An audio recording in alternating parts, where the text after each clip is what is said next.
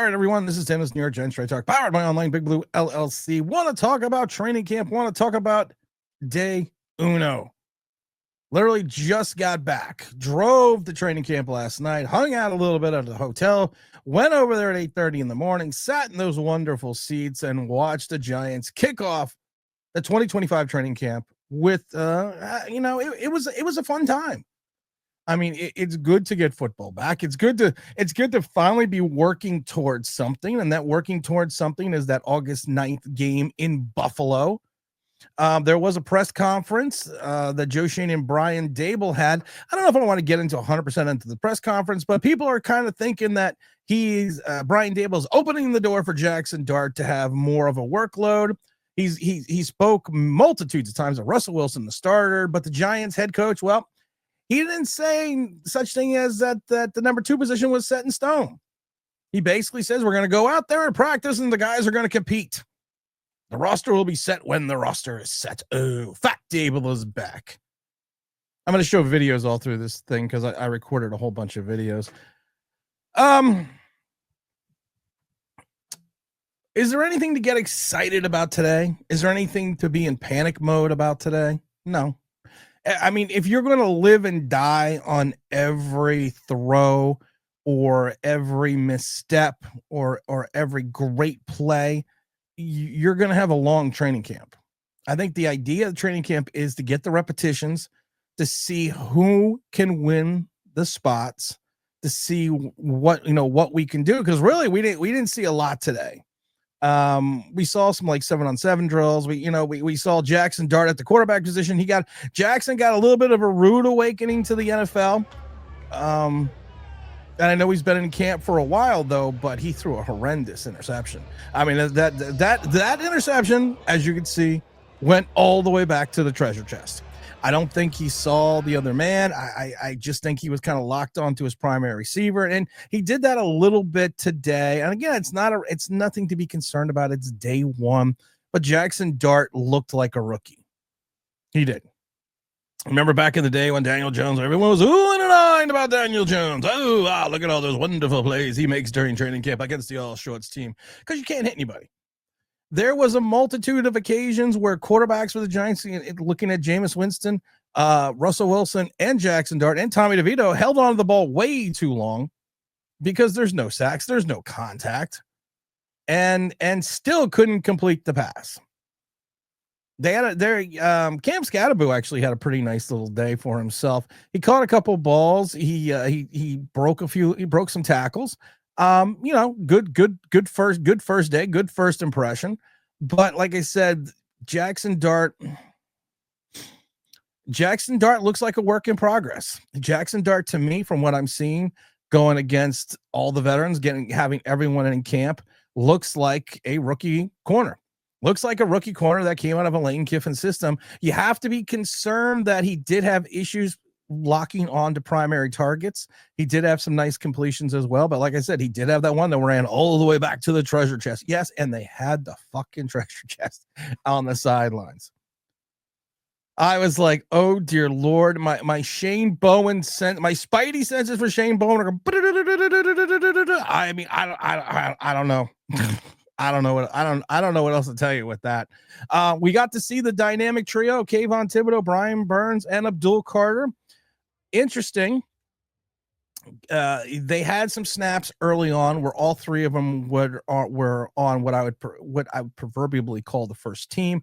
Abdul Carter then did kind of shift to the second team not even halfway through the first hour. But he was shifted on the second team, so that was a little interesting. You could see some of the drills that they were running. They are a very athletic, speed-driven front, or I should say linebackers, or defensive ends, whatever you want to call them. But it's going to be interesting to see how they can all be put together and how they can operate all within a system. Because it's kind of difficult to see right now. And also, like I said, it's day one, guys. You had the thunderous applause for when Jackson Dart took the field. You would think, again, it was the quarterback messiah. I hearken back to that Jet game where Daniel Jones came in on the third series of that Jet preseason game, and you would think that Jesus just walked on water. Yeah, okay. We all saw 5.5 years later how that worked out. So we're going to give this kid some time. We're going to give this kid a break. We're going to let him learn and go through the motions. Because that's, to me, that is the best recipe for allowing him to compete for maybe the second spot, maybe that QB2 position. I don't know. But like I said, today I didn't see it. Jameis Winston,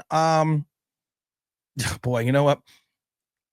Jameis Winston is interesting because he is very much a statuesque player. He is very much that pocket passer, that Eli Manning, that we're gonna drop back and have that prototypical pocket passer.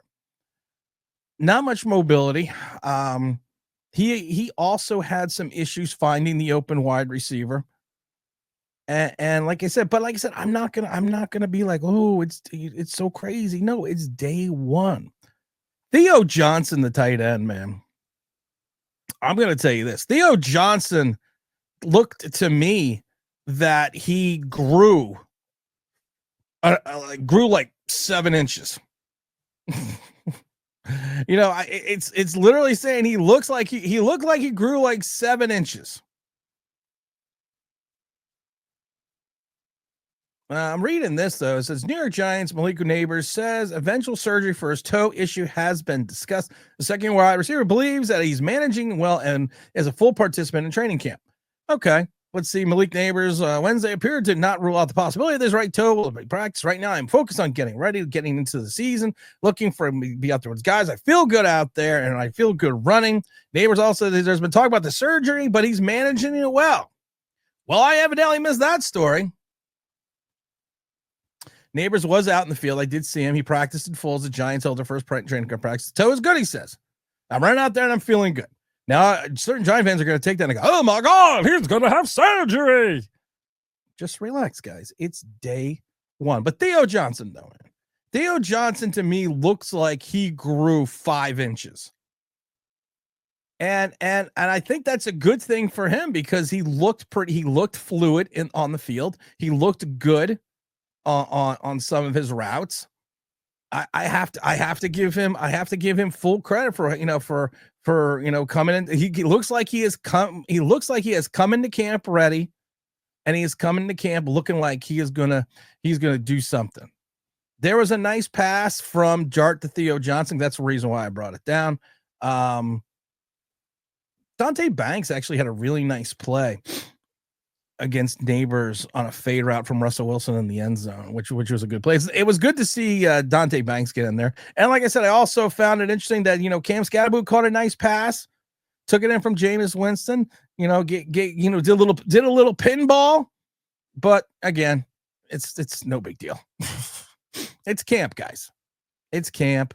You couldn't hit anybody. You couldn't do anything. It's just one of those things.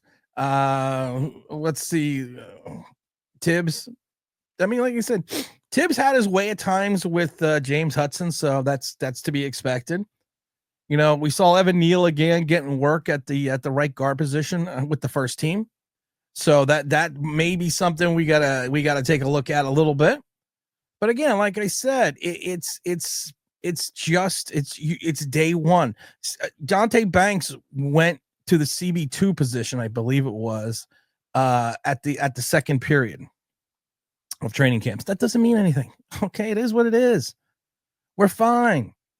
But like I said, it was good to get the team out there. It was good to get some reps under their feet. It was good to see players actually, like I said, to me, some of the standout, like I said, right off the bat, was Cam Scatterboot, was Theo Johnson, and the likes of Kayvon Thibodeau.